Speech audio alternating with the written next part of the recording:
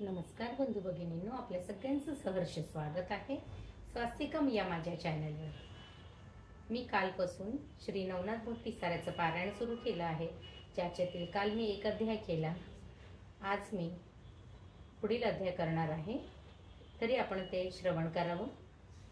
सगळ्यात आधी मी नवनाथांना भस्म लावून घेते। ओम ग्राम दत्तात्रय नमः। ओम नवनाथाय नमः। ओम नवनाथाय नमः। ओम नवनाथाय नमः।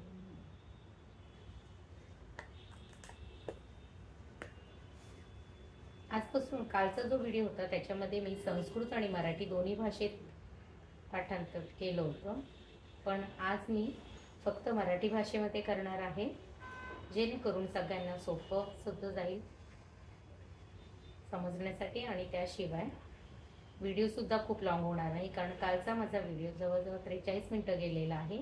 त्याच्यामुळे आजपासून मी फक्त आपल्याला अध्याय पठण करून दाखवणार आहे, आणि मी स्वतः सुद्धा मराठीतच फक्त पठण करणार आहे। चला तर मग सुरुवात करूया पठणास। सगळ्यात आधी मी नैवेद्य अर्पण करते। नैवेद्यम समर्पयामि।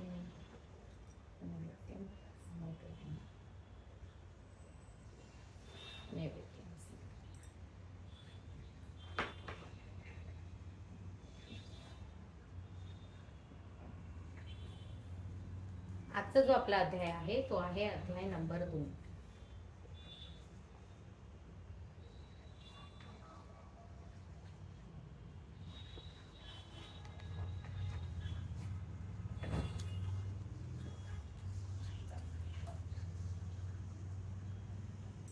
श्री गणेशाय नमः। श्री सरस्वतीभ्यो नमः। ओम ग्राम दत्तात्रय नमः। ओम नवनाथाय नमः। अध्याय 2। दत्तप्रभूंचा मच्छिंद्रांना उपदेश। शाबरी विद्येची निर्मिती व ब्राह्मण स्त्री भस्मदान। श्री गणेशाय नमः।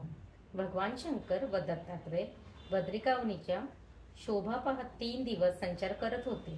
फिरता फिरता त्यांची पावलं अचानक थबकली। त्या अरण्यात एका ठिकाणी 17-18 वर्षाचे बालयोगी मच्छिंद्र घोर तपश्चर्या करत होते। त्यावेळी त्यांचा अस्थिपंजर देह पाहून शिवजी आणि दत्तप्रभू दोघांनाही मोठे आश्चर्य वाटले। मग भगवान शंकरांनी त्यांची तपश्चर्या हेतू जाणून घेण्यासाठी दत्तात्रयांना त्यांच्यापाशी पाठविले। त्यांनी मच्छिंद्रांकडे जाऊन त्यांना हाक मारली व म्हणाले, हे तरुण तपस्वी, तुम्ही एवढे घोर तप कशासाठी करत आहात? ते ऐकून त्यांनी मोठ्या कष्टाने डोळे उघडले व समोर एक महायोग्यांना पाहून नम्रपणे वंदन करून म्हणाले, गुरुदेव, गेल्या 12 वर्षात मला येथे एकही मनुष्य दिसला नाही, पण ज्या अर्थी आपण येथे येऊन मला तपाचा हेतू विचारत आहात, त्या अर्थी आपण मला अनुग्रह रूपी प्रसाद देण्यासाठीच येथे आला आहात असे वाटते, तरी कृपया आपला परिचय द्या। तेव्हा दत्तप्रभू म्हणाले, मी अत्रिनंदन असून तुमच्यावर कृपा करण्यासाठीच येथे आलो आहे। ते ऐकून त्यांच्या डोळ्यामध्ये कृतज्ञतेचे अश्रू तरळले। गुरुदेव, आपण सर्वज्ञ असूनही माझी 12 वर्षे उपेक्षा का केलीत?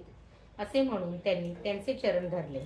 तेव्हा कारुण्यमूर्ती गुरुदेवांनी मोठ्या प्रेमाने त्यांचे सांत्वन केले आणि त्यांच्या मस्तकी आपला वरदहस्त ठेवून त्यांना दिव्य मंत्राचा उपदेश केला। त्या उपदेशाने त्यांच्या अंतःकरणात निजबोध ठसला आणि सर्वत्र एकमेव ब्रह्मतत्वच व्यापून असल्याची खूण पटली। त्यानंतर दत्तप्रभूंनी त्यांना शिवजीच्या चरणावर घातले। त्यावेळी त्यांच्या सूचनेवरून भगवान दत्तात्रयांनी मच्छिंद्रांना कला, विद्या, मंत्र व तंत्र शिकविले। त्यांना देवतांच्या शक्ती प्राप्त करून दिल्या।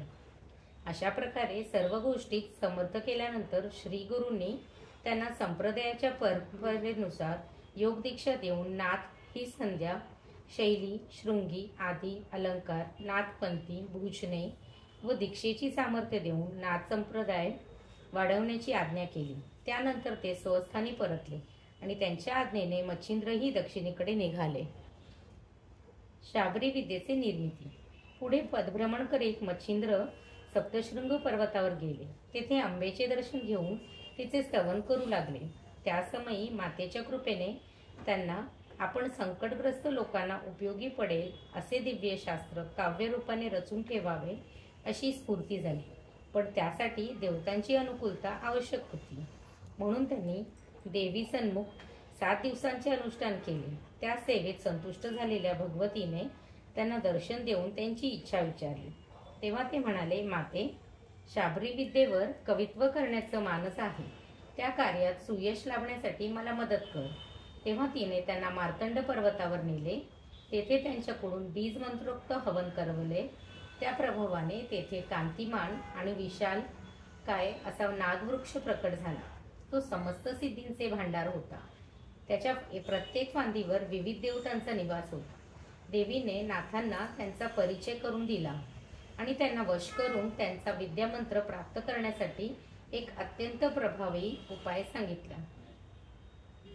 ती म्हणाली, ब्रह्मगिरीजवळ अंजन पर्वत आहे. तेथे काचित नावाची एक दक्षिणगामी नदी आहे. तिच्या काठावर हत्तीच्या पावला एवढी 100 जलयुक्त कुंडे आहेत. तेथे महाकालीचे स्थान आहे. तिचे दर्शन घेऊन पुढे गेल्यावर एक सुकलेली पांढरी वेल दिसेल. तिचे 100 तुकडे करून एक एक तुकडा प्रत्येक कुंडात टाकत पुढे जा. परतीच्या मार्गावर ज्या कुंडातील वेल सजीव दिसेल तेथील पाण्याने स्नान करून थोडे पाणी पी. त्याने तुम्हाला मूर्छा येईल. त्यावेळी मूर्छा जाईपर्यंत तुम्ही सूर्याच्या 12 नामांचा सतत जप करा.